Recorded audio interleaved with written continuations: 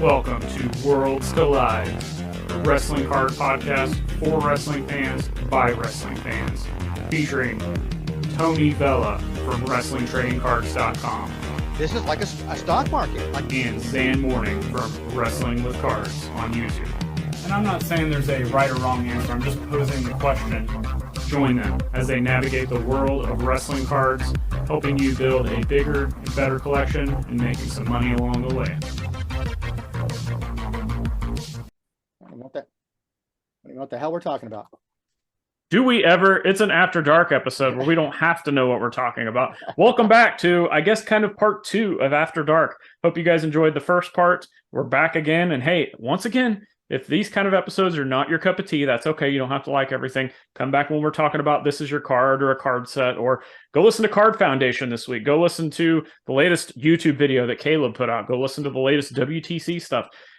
Squared Circle Relics podcast, like whatever it is, just go check it out. Anything you're doing, just listen to it. I'm a businessman. Oh, Whoa, you want to fight? Oh, let's go. All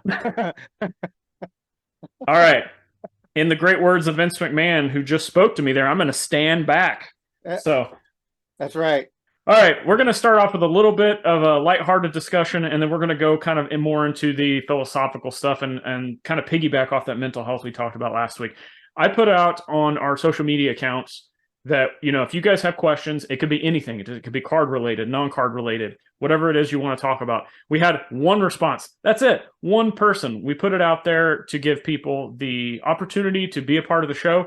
And we had one dedicated guy that's been with us. He's a day one-ish guy. Joypad Lad reached out to us. Good guy, man. He did such a phenomenal job on the boxes for the Wrestling Collector Series. Just a great thing here. He does a phenomenal job on everything. That I've got the sticker packs from him. He did the kind of knockoff Pacific, I'll call it, wrestling card set. As Tony's taking a call now, because you know that's what we do on After Dark. And you guys, if you are into video games or if you're into anything like that, make sure to go check out Joypad Lad on Twitter, on Instagram. Go support what he is doing if you're, like I said, a video game fan. So as we're back from Tony making his phone, he actually just got a phone call from Vince McMahon, and we were threatened, I found out, to have this podcast shut down because we're not moving along fast enough here, he said. So you know, it's not what's best for business. Yeah. So we are moving along to this question from Joypad Lad. Again, go check out his store, go check out all that stuff. And his question was, what is the most valuable custom wrestling card in existence? And I immediately was like, okay, we'll address this, but wow, is this going to be tough? Because what do we define as custom? You know, are these indie sets that we're seeing? Somebody did design those. They are kind of custom. What about Bo J stuff? That is custom. What about like the one-off stuff, like the Too Sweet Antiques, the stuff that they make for Cardona? Like that is custom, but it is actually part of a set too. The most recent example I can give is like, somebody went on to the Rookies app. I'm sure a lot of you, if you guys have iPhones, you're familiar with that. You can make custom trading cards. And people are taking these cool images and they're making cards out of them, having somebody sign it and then selling it. So just off the top of my head, the most recent one I saw was Hogan as Thunderlips from the Rocky movie. Yeah. Really cool design, very basic, but cool design. And we still have not got an official Thunderlips trading card in anything, except for there is one, I guess you can count it, in one of the Allen and Ginter sets that came out. He has a card in there as that, but I think it was a signed card, so it was PSA slabbed as a card with an authentic auto, and it sold for just under $200. So that's a custom card. Now I did have the auto, off the top of my head, that's the one but I think based on some of these, we could start seeing stuff go above that. So what do you got for us? New Jack. Yep, that's right. I've even sold some of those and I had forgotten. Yep, New Jack for me stands out clear. Custom card. And there's again hundreds of people have put out custom cards over the years. I mean, some guys, I think Wes Moore's gotten some done for him when he, mimicking the WCW autograph cards, which look great. But they look amazing. Yep. Not something that we're going to archive because they're basically supposed to be one-offs. But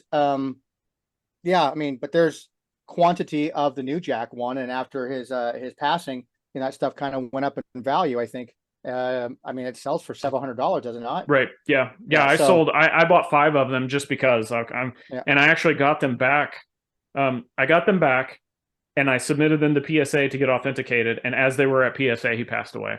And I was like, oh my gosh. But then all of a sudden, like, I was like, yeah, I can make some money off these. But the people that I was selling them to were actually New Jack fans. So some is of them I great. cut a deal, some of them were just, on eBay. And I kept the one and used the other ones, and I ended up taking some money from those other ones.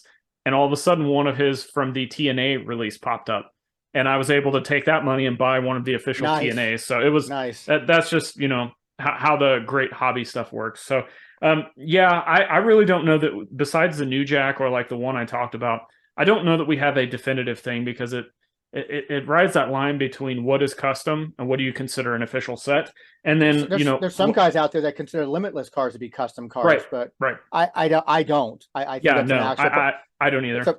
It's a a promotion that put out a very limited number of sets and singles. I don't even care if the print one was 1,000; it's still limited. Right. So this idea that oh, this all the stuff that Chris Smith put out is all just bogus, and he got called out for da da da da.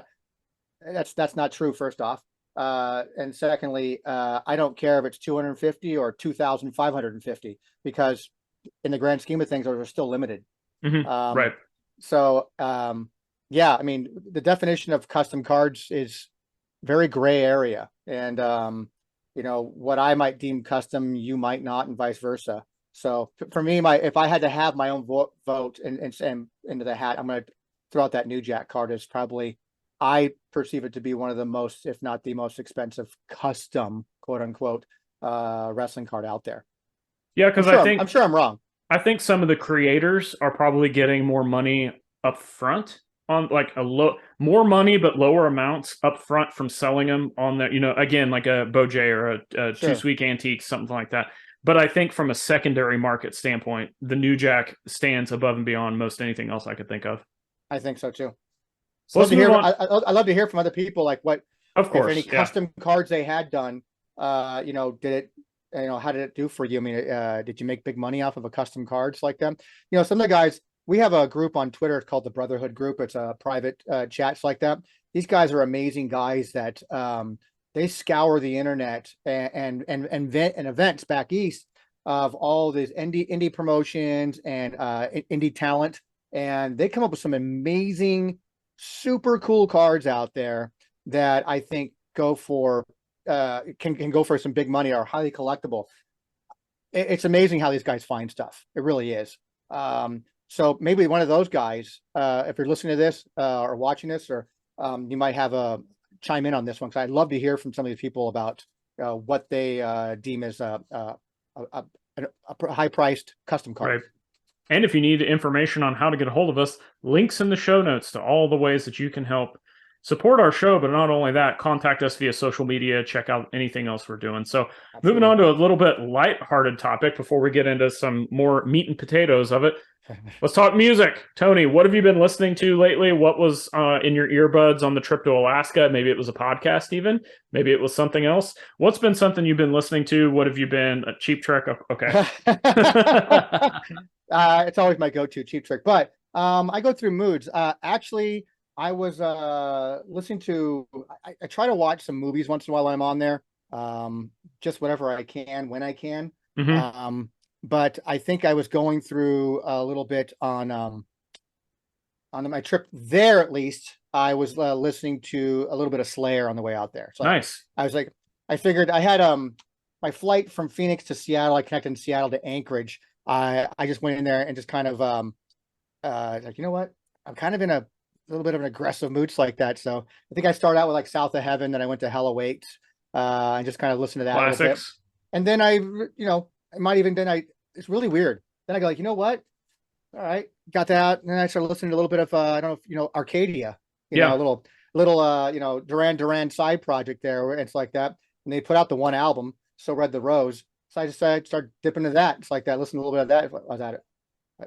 So my stuff has been all over the place. I actually just put out today at the time of recording. I have, we're going to get into this too, Tony. We've talked about this, but I'm going to update you on it. I put out a Tunes of the Week podcast on Insta, or not Insta. Well, I shared it on Spotify, right? Instagram, but it's on Spotify and it's free of charge every day. Every week I update it. It's for, I'll say, the adventurous music fans, because it is. There's so many.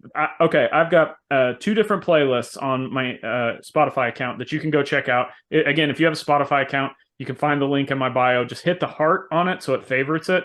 It'll put it in kind of your library. I challenge you to go check these playlists out. It just hit shuffle and hit play, because you're going to be blown away with the nonsense that's going to be brought up. I've had so many people reach out and say, I've never seen such an eclectic collection of music, from something I hate to something I love, back to back, and this genre does not mix with this, and yet you have it on there. So I encourage you guys to check that out. Again, links in the show notes to find that. But what is your Spotify account, by the way? Because I think I follow it already, but I can't remember. If you search my name, you should be able to find it, and it's got the Wrestling with Cards logo as the. I see it. Okay, so all right, so here's a quick list of some bands that I've been listening to just kind of sporadically on Spotify. So if you want to take out your notepad on your phone or your pen and paper, however you do it.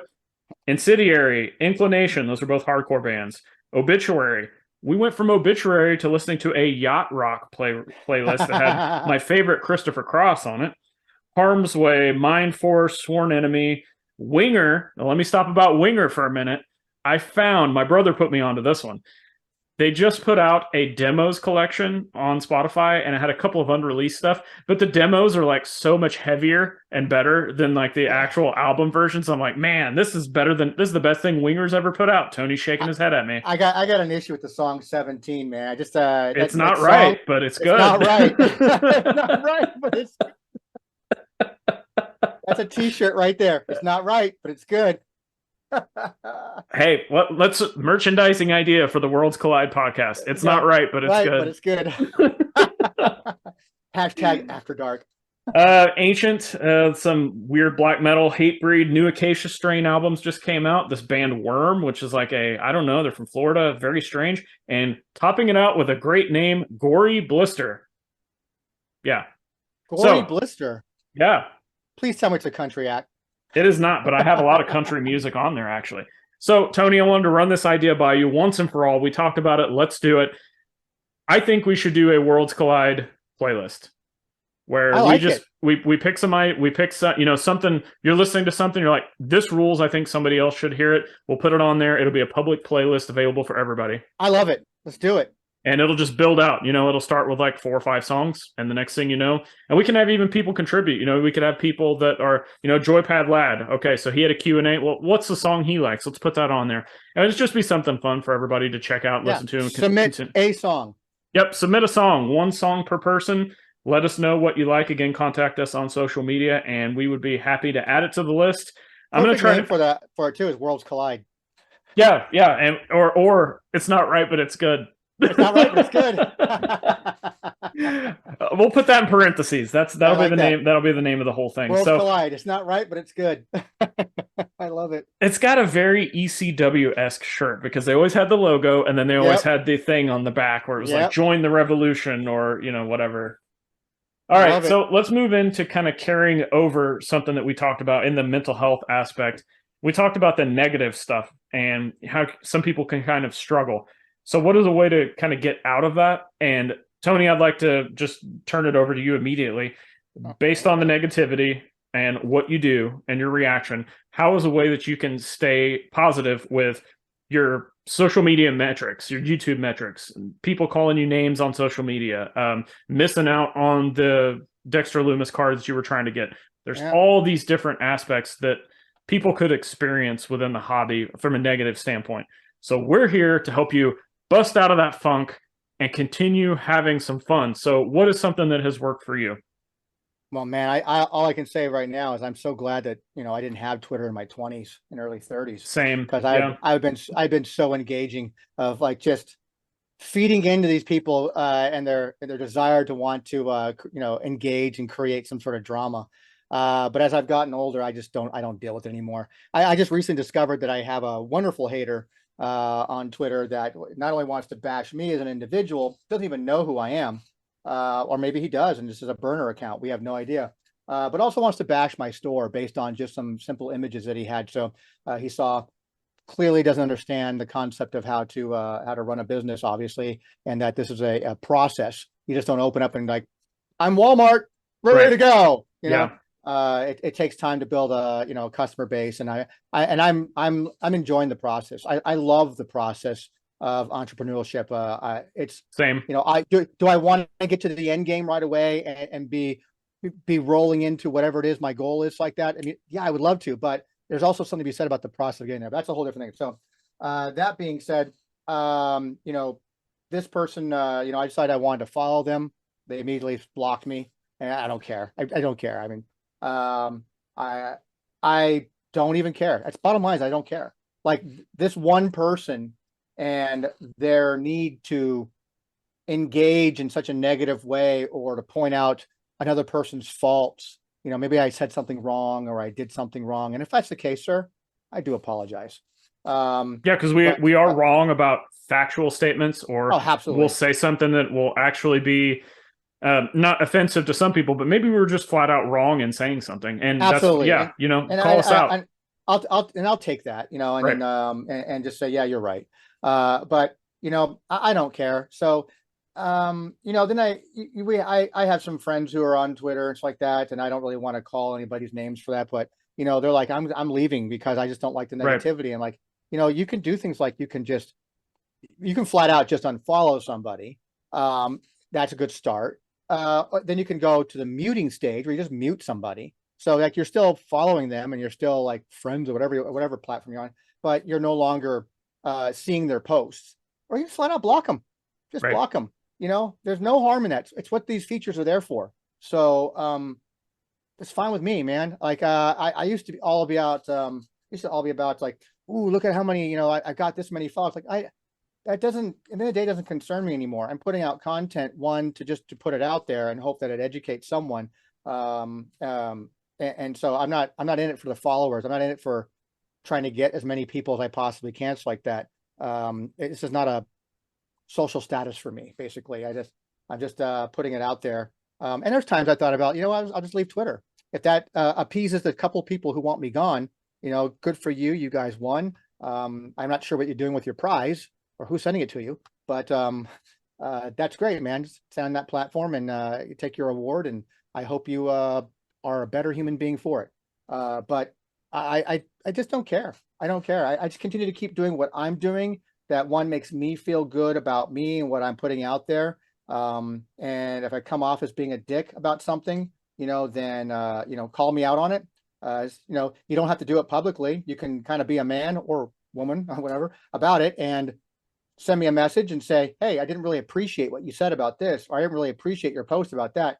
No, instead, everybody wants to be 7 feet tall, 500 pounds, and go online and pretend like they're the toughest thing on the planet, when in reality, 100%, not even 99%, 100% of the time, when I run into somebody at a convention, I was just joshing with you. It's just my public, my social media persona. Got split personalities. I don't know what's going on. It's just they all of a sudden want to kiss your ass, and like it's just a joke to them all of a sudden. But I ignore it. That's the best advice I could say, is like, you just don't let those that are negative towards whatever it is you love doing, collecting, or towards you personally. It's one person in this planet of nearly 8 billion people that is being a dick or an asshole for whatever reason. And that absolutely cannot set the tone for your day, because it's not fair to me to wake up in the morning, see an angry text that someone wants to hide behind. First off, an angry message that someone wants to hide behind. They don't even give you the decency to tag you in it. They want to talk about you in hopes you don't see it. Of course. And then so they talk about you. You see it, and all of a sudden, oh my goodness, I can't believe it, man. Then I'm going to take it out on Zhan, because I got to go record some podcast with Zhan, because Zhan had nothing to do with it. Then I'm going to give my customers some shitty, customer service, because I'm in a bad mood now. I don't even let it bother me. It doesn't bother me. So if you want to go out there and start slamming people, do it, dude. I wish you didn't, but do it, man. Go for it. If that's your jam, that's what makes you feel empowered, go for it, man. But for those who are like, how do I just keep positive. You just ignore the negative, man. It's really that simple. Just ignore the negative. Then all you have left is positive.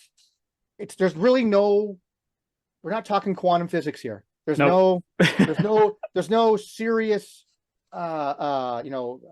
math equation that you have to figure out, and X plus Y. It's none of that crap. Nothing. It's just ignore it.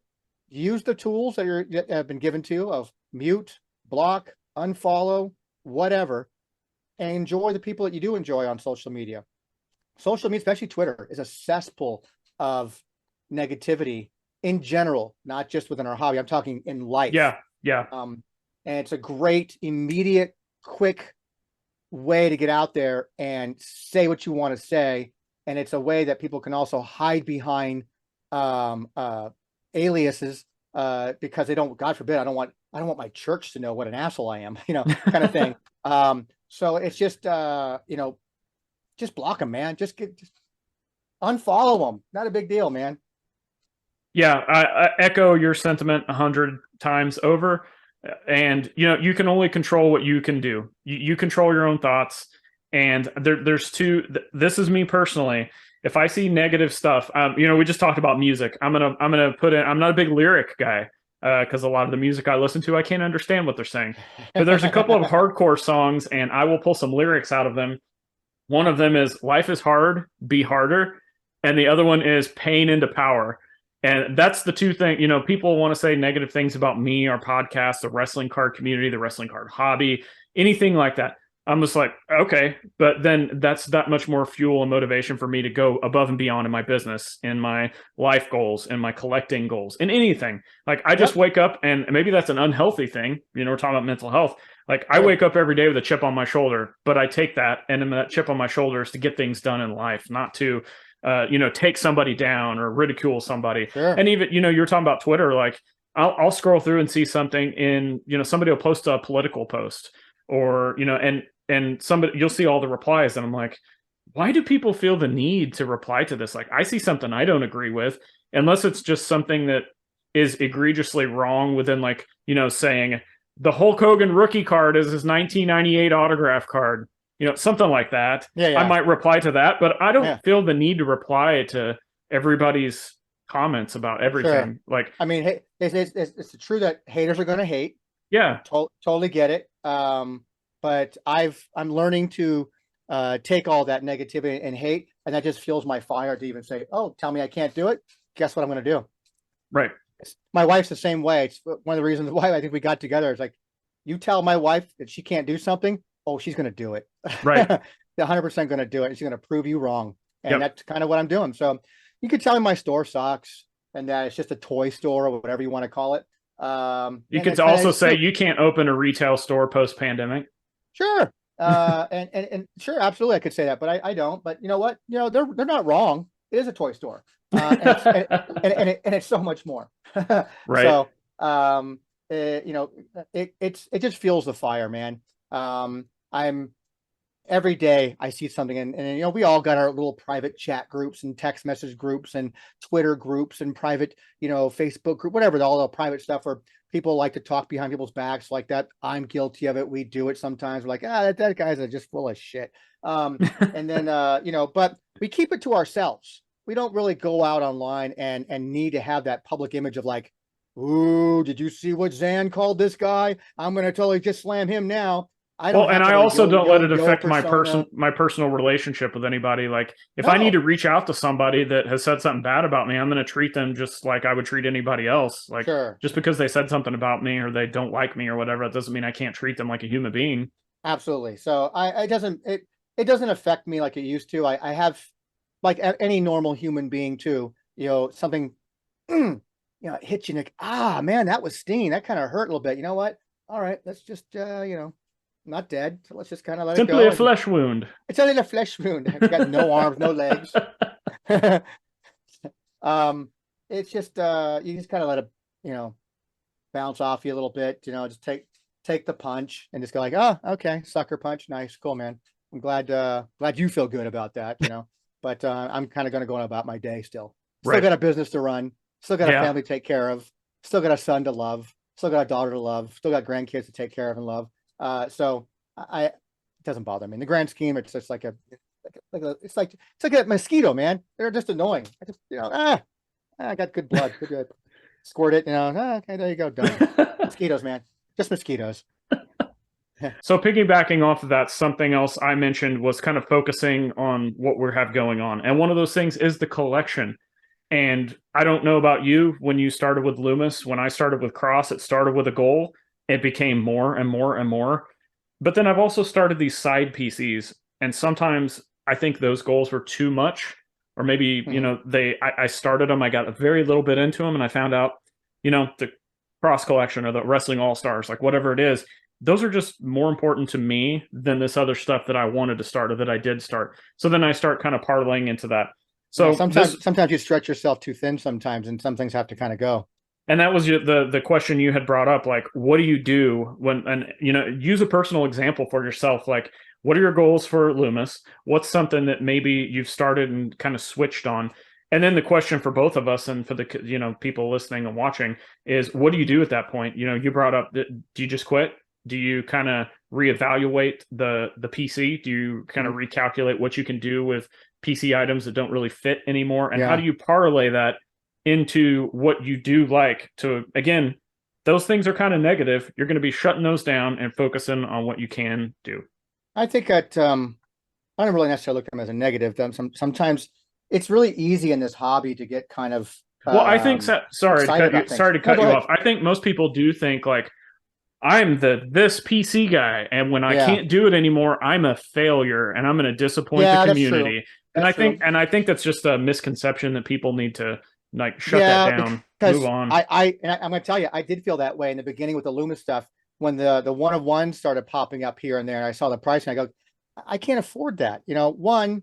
I can't afford that without flipping something else that I can find eventually. But my focus isn't about that. For me, my personal situation is just focusing on my business here in the store. So all of my time, energy, and money that I put into is put into the store right now. And I'm thankful that I have a wife that makes good money to really kind of let us live our month-to-month expenses.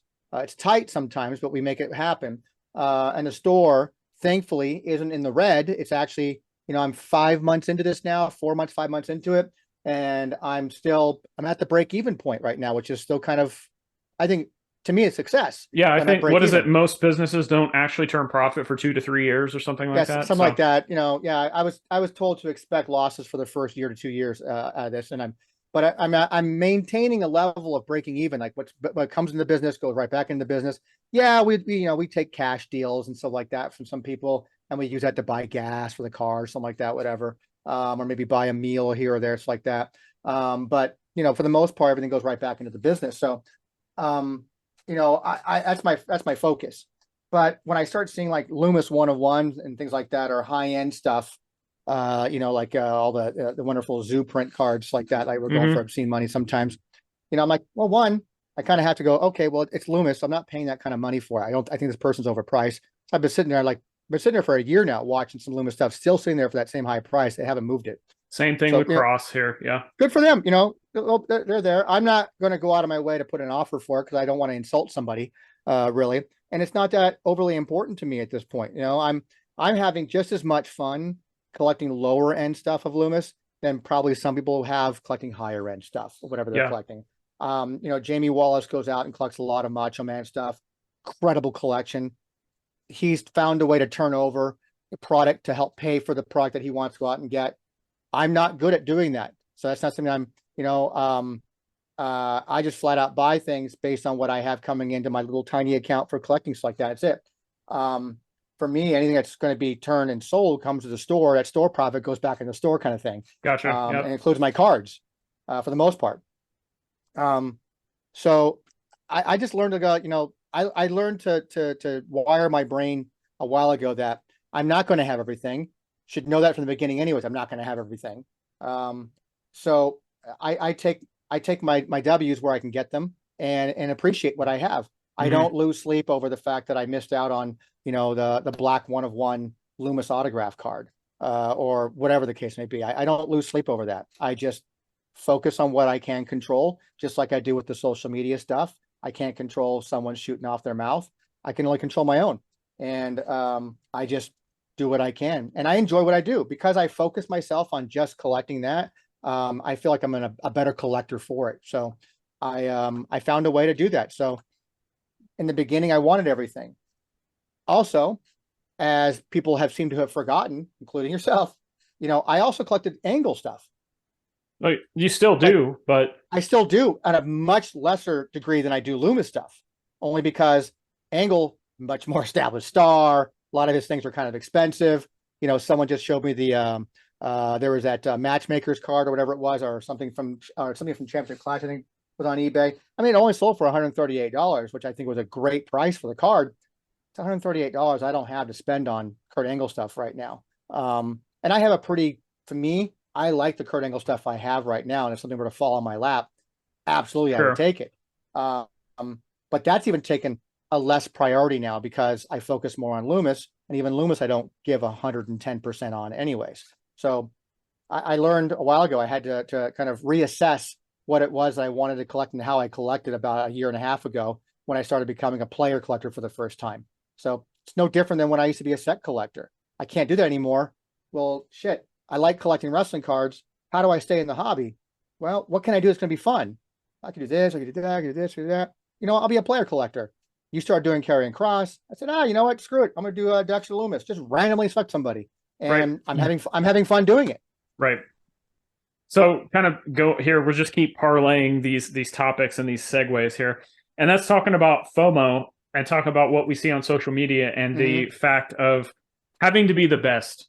Me and you both know people out there that, and ourselves included, like I'm trying to be have the world's biggest Karrion Kross collection. And I don't think there's any doubt of that. Let's hypothetically say that you're trying to have the best collection of Dexter Loomis. That would be the goal. Now you may not get there, but that may still be your goal. And let me give you a personal example of this that's going to kind of fly against the grain of what some of these people think. Recently, I saw the Prismatic Entrance 1-of-1 cross get pulled. Reached out to the guy. I'm like, hey, is this available? Please tell me it's available because I need it. And he said, no, actually it's not. I pulled it. I do collect Cross, which that was cool to hear. Nice. And he's like, I'm keeping it for my Cross collection. And I could have been one of those guys you see on Twitter. Oh, do you know who I am? Yeah, I'm the biggest, baddest collector. I deserve this. It needs to go in the right hands of me because I'm the end all be all. Instead, I said, that's awesome that you're collecting Cross. I can't wait to see the rest of your collection continue to get built out. If you decide to ever sell it, I will definitely take it off your hands. But what a great pull. What a great piece to add to your collection. And I can't wait to see more.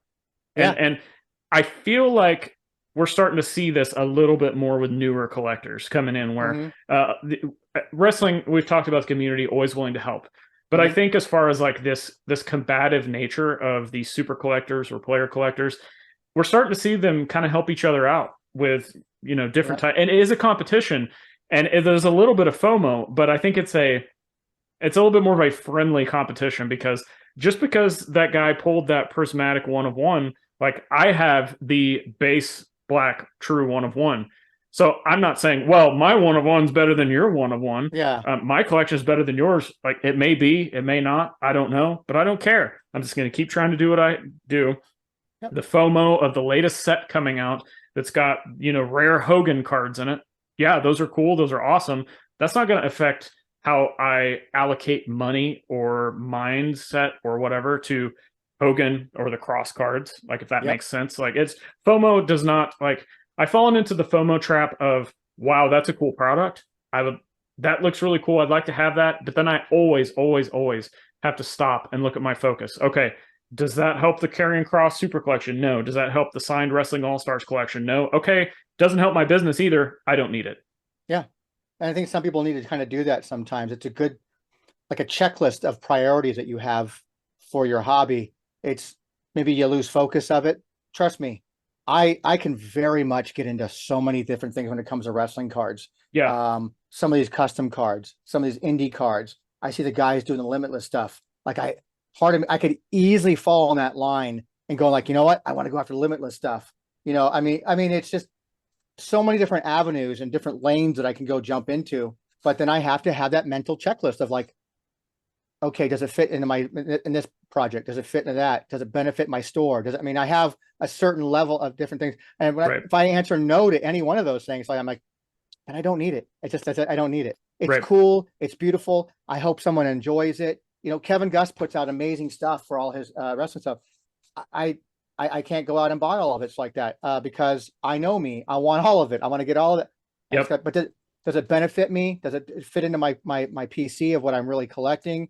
You know, yeah, but I do want to show my support. Obviously, I want to do that. But I mean, I kind of have to evaluate things and put it in a mental checklist. And if I can check off all those boxes like that, then you know, I can move on from there. So I don't suffer from the FOMO like I used to. And you know, I credit you and a couple other people for helping me get over that hump in the beginning when I was trying to reassess what I wanted to collect and how I wanted to collect, and seeing the way you guys were collecting and stuff like that. Like, oh, so it is possible. It's possible for me to still have fun and enjoy the hobby just by kind of changing gears and going into something else like that. And sure shit, I'm having a great time with all my Dexter Loomis stuff because I don't actively pursue things, but things get thrown in my lap and like, cool. Like I just picked up, you know, 5, 6, 7 card lot of Loomis stuff, all from 2023 Prism.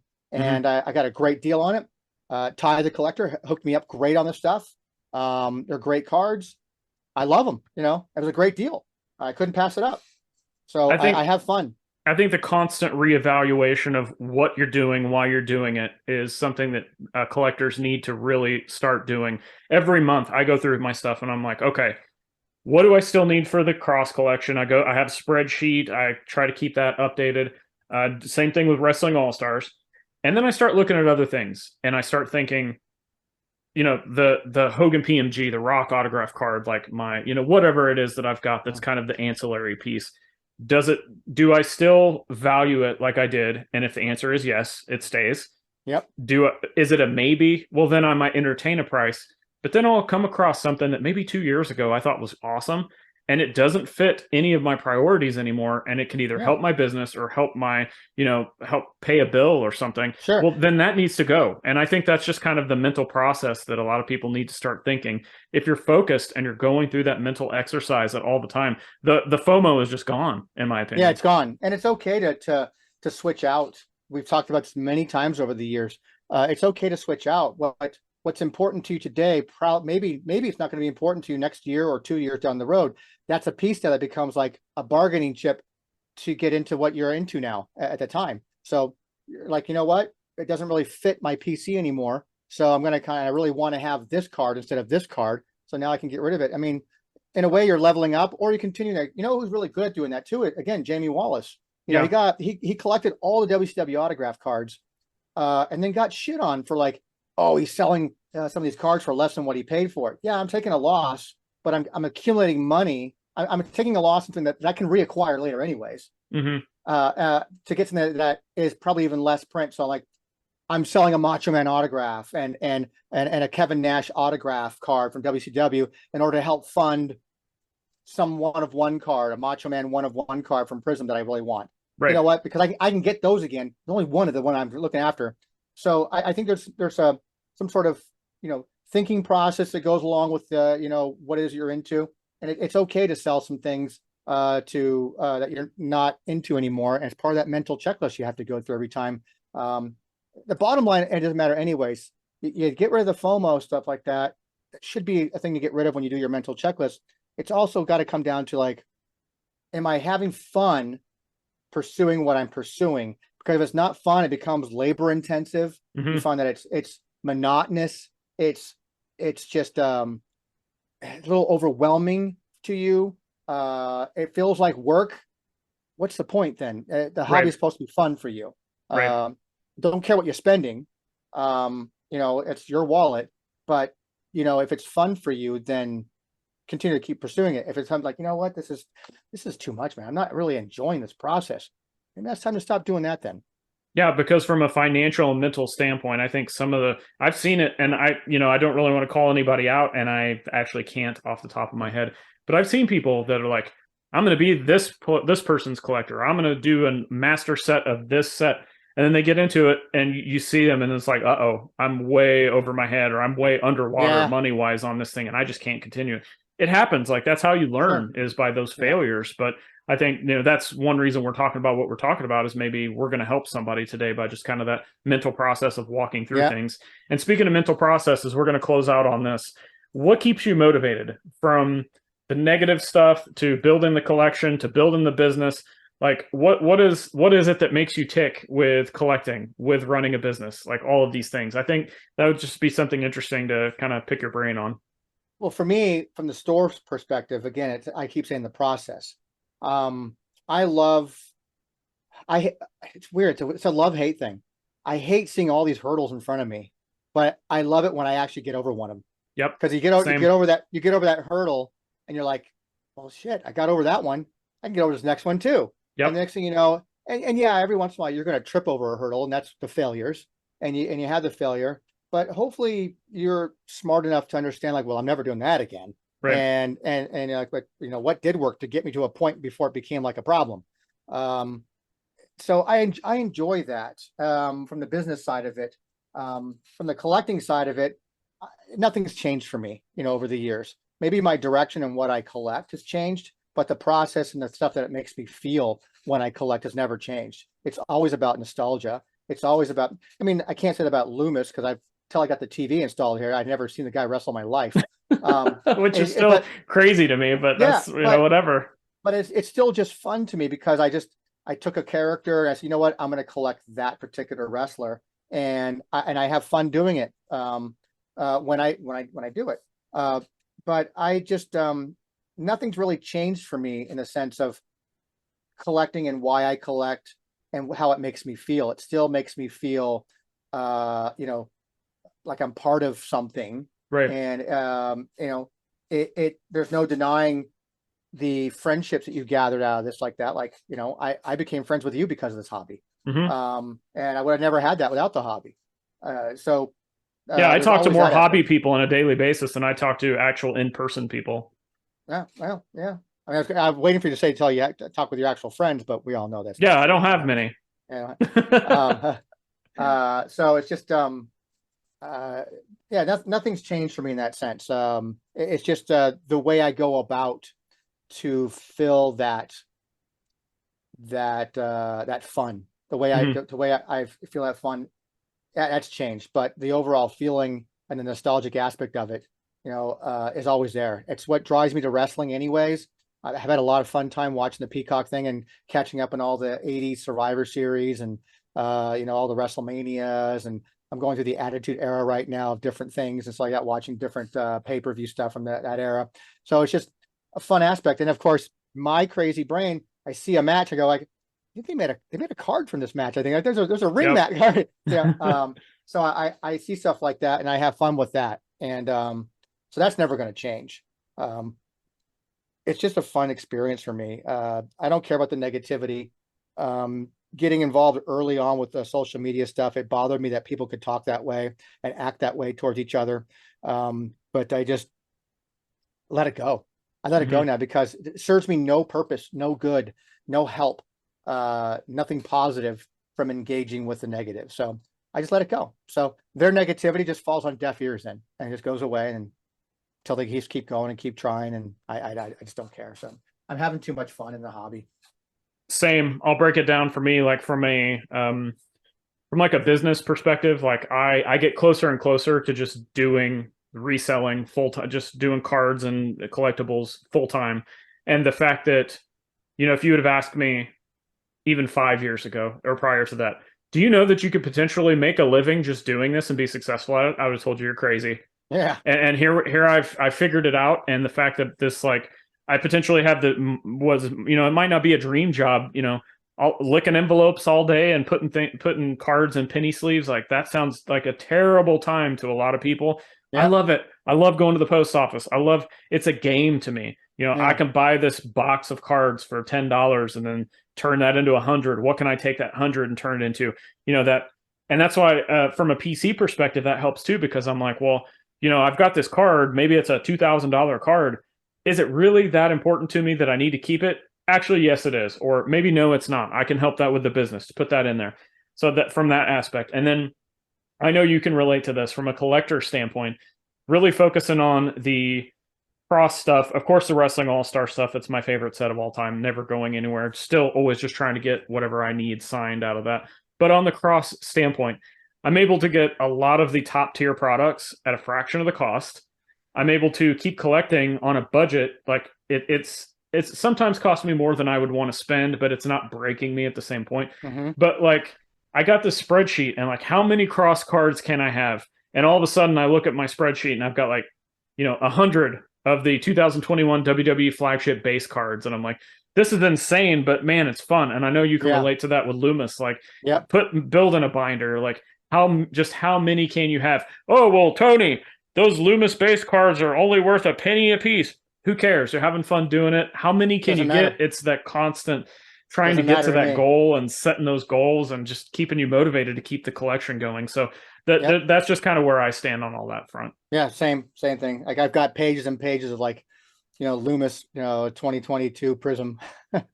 Just you sent me a lot of them, so I just send them all to me, man. You got base singles you want to get rid of? I'll take them all.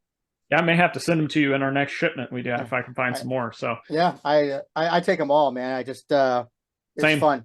Yeah, hey, if you guys want to donate Tony Loomis cards, or if you want to donate me some cross cards, and it could be base cards, I'll take beat up cards, I'll take bent cards. I don't care. If you guys want to donate to the cause, I do have a counter up that I need to update and put on social media, so people just know what some of their donations are going to.